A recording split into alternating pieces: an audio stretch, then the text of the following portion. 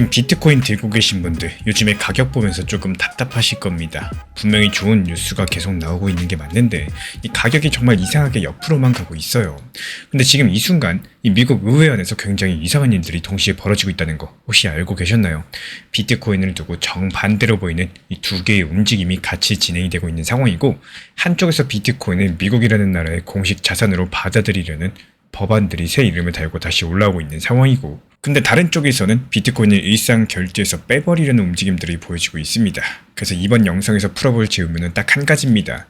지금 미국이 비트코인을 도대체 어디로 끌고 가려고 하는 거냐? 그리고 이게 왜 지금 우리가 보고 있는 답답한 가격 흐름하고 연결되어 있는 건지 이번 영상 끝까지 보시면 이 지금의 횡보 장세가 완전히 다르게 보이기 시작을 하실 겁니다. 먼저 첫 번째 뉴스부터 가보겠습니다. 미국의 하원 중에서 닉 베기치라는 사람이 있는데요. 이분이 작년에 한번 발의했던 법안을 다시 새 이름으로 바꿔가지고 다시 올릴 계획이다.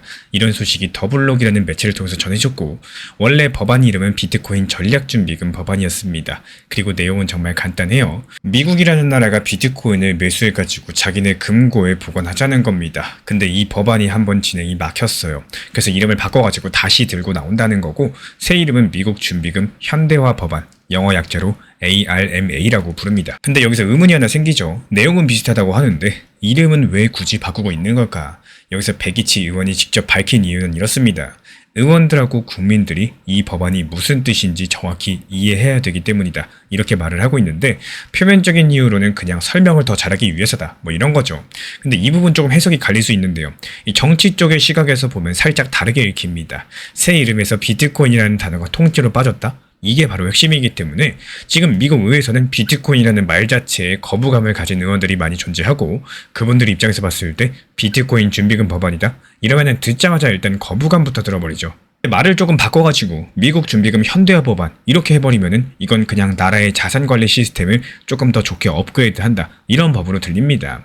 내용은 그대로인데 포장지만 바꾼 거라는 건데, 이 포장 바꾸기는 법안이 죽었다는 뜻이 아닙니다.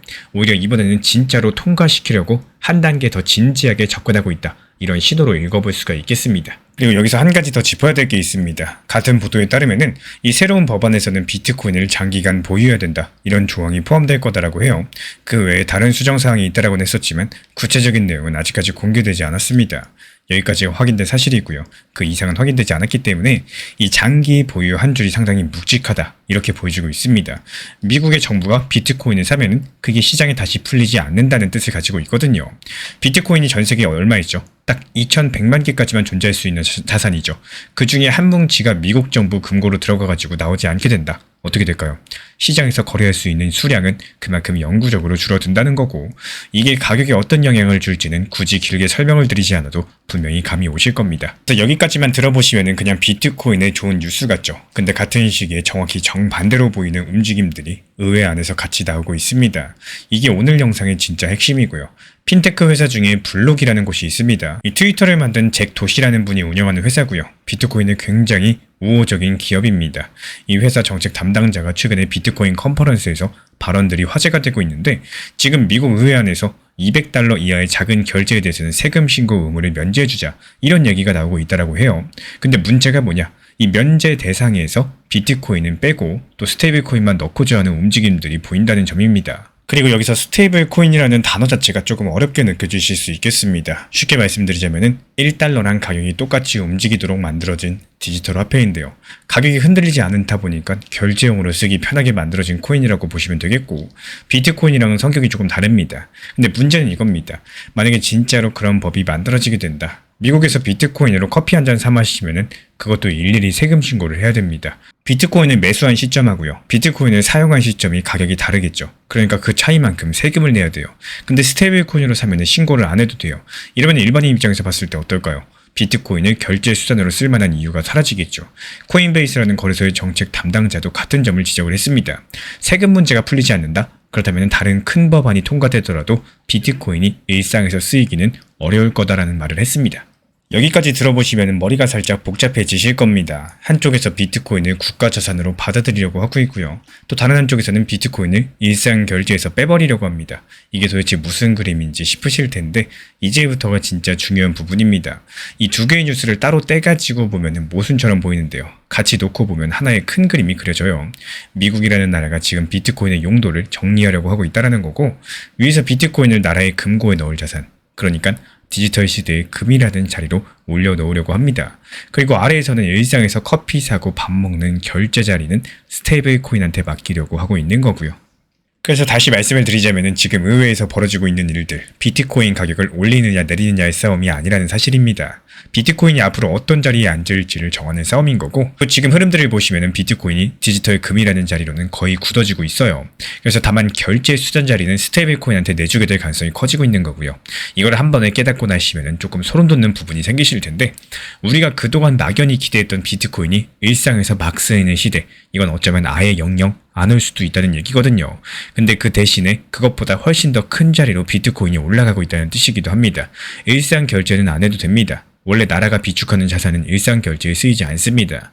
미국이 금괴로서 커피 사 먹나요? 아니죠. 비트코인도 그 자리로 가고 있다는 신호인 겁니다. 그리고 이 그림을 전부 다 받아들이고 나서 다시 차트를 보시면 지금 가격이 왜 이렇게 답답하게 옆으로 기고 있는지가 조금 다르게 보이실 거예요. 지금 시장 같은 경우는 비트코인의 새로운 신분들을 가격에 어떻게 반영해야 될지 아직까지 합의를 못한 상태이기 때문에 결제 자산으로 보고 있던 사람들은 실망해서 빠져나가고요. 나라 단위 자산으로 보는 큰 자금들은 아직까지 본격적으로 들어오지 않았습니다. 이 두 가지 흐름들이 만나가지고 횡보가 만들어지고 있다는 거고, 이런 부분들 해석이 갈릴 수 있는 영역이라서 단정적으로 말씀드리긴 어렵겠지만요. 지금까지 공개된 자료만 가지고 보시면은 이번 해석이 가장 자연스럽게 맞아떨어지게 되실 겁니다. 그렇다면 앞으로는 어떻게 흘러갈까요? 가능성이 가장 높은 시나리오를 꼽아보자면요. ARMA 법안이 새로운 이름을 달고 다시 올라가게 되면서 미국 의회에서의 논의는 분명히 더 진지해지기 시작을 할 겁니다. 다만 이런 법안들이 당장 이번 회기에 통과될 거다? 이렇게 단정하기는 어려워요. 근데 이름을 바꿨다는 것 그 자체가 이번에는 진짜 통과를 노리고 정치적인 준비를 하고 있다, 이런 신호를 읽어볼 수가 있겠고, 또 동시에 결제 면세 이슈는 시간이 더 걸릴 가능성이 큽니다. 코인베이스 같은 회사들이 강력하게 밀고 있고요. 비트코인 진영에서도 가만히 있지는 않을 거니까요. 그래서 가장 자연스럽게 그려지는 흐름들, 이 비트코인이 국가 준비 자산이라는 큰 타이틀을 먼저 따내고요. 결제 영역에서의 위치는 한 박자 늦게 정리되는 그림입니다. 이 순서대로 일어나주기만 한다. 그렇다면 시장은 디지털 금이라는 새로운 서사부터 가격에 반영하기 시작될 가능성이 높겠죠. 그래서 오늘 영상을 정리하면 이렇습니다. 미국은 지금 비트코인을 디지털 금이라는 자리로 끌어올리는 동시에 결제 자리에서는 천천히 빼내고 있어요. 이 두 가지 흐름들이 동시에 진행이 되면서 지금의 답답한 횡보장이 만들어지고 있는 상황이고, 그래서 지금 가격은 약세라기보다는 비트코인 신분이 새로 정해지기 직전 이 정지 화면에 가깝다라고 보시면 되겠습니다. 그럼 여기서 딱 한 가지 질문이 남죠. ARMA 법안, 실제로 이번 회기에 통과될 가능성은 과연 얼마나 될 수 있을지 미국 의회의 정치 지형하고 또 일정들 같이 놓고 보시면은 그 정답이 보이기 시작을 할 겁니다. 다음 영상에서 그 부분들 자세히 풀어드려 보도록 하겠습니다. 구독자분들께서 지금 앞으로의 시장 그리고 건강한 매매 습관을 위해서라도 매도에 대해서 어려워하지 않고 또 수익 실현에 대해서 당연시하고, 그리고 팔고 나서 더 상승하면은 그냥 더 상승했네, 이런 건강한 마인드로서 시장을 바라보셨으면 하는 간절한 소망이 있습니다. 너무나도 아쉬운 투자 심리 중에 하나가 뭐냐면요, 이 대부분의 분들께서 더 상승할까봐 팔지 못한다, 이건 정말로 의미 없는 걱정이라고 생각을 해요. 특히 지금 알트 장세 어떻죠?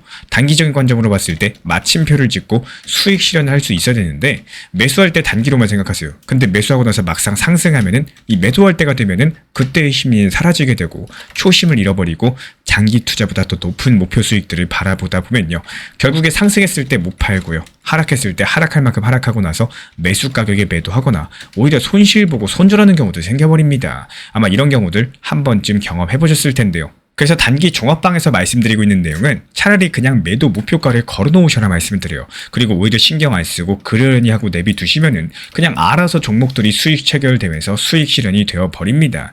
스쳐 지나간 수십 퍼센트 수백 퍼센트 수익들 아무런 의미 없어요. 차라리 이렇게 10%라도 팔고 나가지고 내 것으로 만드는 게 훨씬 더 우선이라는 말씀을 드리고 싶습니다. 현재 알트 장세이니만큼 지금 이렇게 알트코인들로 수익 낼 수 있는 정보방 운영 중에 있기 때문에 이렇게 상승하는 과정에서 저점에서 고점에 팔거나 아니면 고점에 사서 더 고점에 팔고 나오는 방식으로 단기로서 대응 도움드리고 있고요. 입장 원하시는 분들만 현재 보이는 번호로 문자 신청 남겨주시면 되겠습니다. 지금 같은 시장에서 가장 중요한 점은요, 한 가지 방향성에 대해서만 보시면은 오히려 손해볼 수밖에 없는 시장입니다. 그렇다면 어떻게 접근을 해야 되느냐? 지금은 무조건 투트랙 전략이 필요한 장이다, 이렇게 보여주고 있는데요. 한쪽 비중에 대해서는 중장기 물량으로 계속 모아가세요. 이거는 큰 흐름에 대해서 먹는 계좌다라고 보시면 되는 거고, 나머지 비중에 대해서는 단타 물량으로서 운영을 하시면서 좋은 타점에서 매수하시고 또 목표가에서 매도하시고 이거를 계속 반복하시면서 말 그대로 지속적인 수익을 쌓아 나가는 겁니다.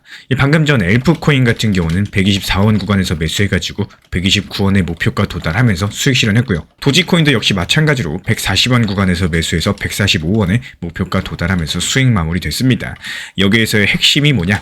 아무 데서나 막 들어가는 게 아니라 좋은 자리에서 미리 진입을 하고 여기에 따른 정확한 목표 가격을 미리 정해놓고 대응을 했다는 점입니다. 이렇게 단타로서 만든 수익들은 중장기 포트폴리오 계좌로 옮겨가지고 이 중장기 물량에 대해서 계속 축적하고 쌓아 나가시면 되는 거고요. 그리고 나머지 수익에 대해서는 다시 한번 단타 계좌에 넣어가지고 키우는 데 쓰셔도 되고 아니면 개인적으로 그냥 활용하셔도 됩니다. 뭐 가족들하고 외식을 하거나 평소에 못 샀던 거 사거나 여러 가지 방법으로 스트레스를 풀 수도 있겠죠.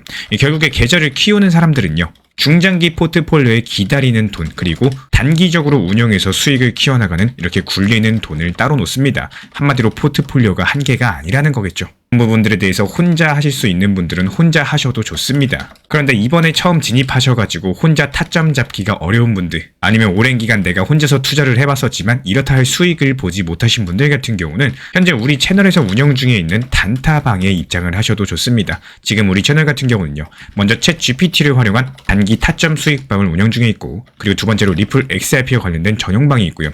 세 번째로 톡보를 빠르게 전달드리고 있는 브리핑방이 있습니다. 이렇게 세 가지 방을 운영 중에 있기 때문에 원하시는 방 입장에 대해서 말씀을 해주시면은 제가 직접 안내 도움 드리도록 하겠습니다. 그리고 챗 GPT 활용방 같은 경우는요, 1년 365일 시장 모니터링하면서 시장이 하락했을 때 좋은 자리에서 진입을 하거나 진입 이후에는 목표 가격을 미리 걸어놓고 매도 체결되면 알림 드리면서 시장이 추가적으로 상승이 예상되는 경우에만 신규 타점을 드리고 있기 때문에 지금 시장이 과연 추가 하락이 예상되는 시장인지, 아니면 바닥을 짚은 시장인지, 아니면 다소 비싸게 내가 매수하더라도 더 비싸게 매도할 수 있는 시장인지 인공지능과 챗GPT 활용해서 짚어보면서 대응에 대해서 도움드리고 있습니다.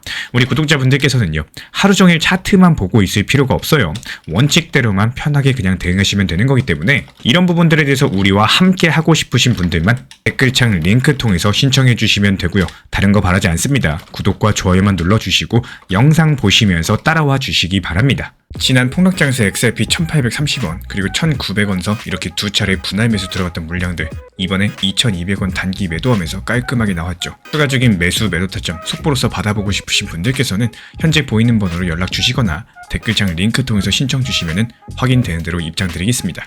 제가 안내해드리고 있는 코인신사 채널 멤버십 전용방에 대해서 짧게 설명드려 보도록 하겠습니다. 리플, 암호화폐 시장에 대한 중요한 이슈, 그리고 브리핑이나 시장의 흐름에 대한 전문적인 분석 내용 설명과 함께 차트상의 기술적 분석, 온체인 지표와 투자 심리에 대한 내용들을 같이 안내 도움 드리고 있고, 가장 중요한 투자 심리를 컨트롤하기 위해서 포트폴리오의 구성에 대한 노하우, 투자 심리 컨트롤에 대한 내용도 같이 안내 드리고 있습니다. 코인신사 스터디 멤버십 가입하신 분들께서는 아래 번호 혹은 신청 링크 통해서 남겨주시면 제가 연락드리고 있고, 안내 설명과 함께 신사 채널 리플 전용 멤버십 방에도 입장 안내 설명드리고 있습니다.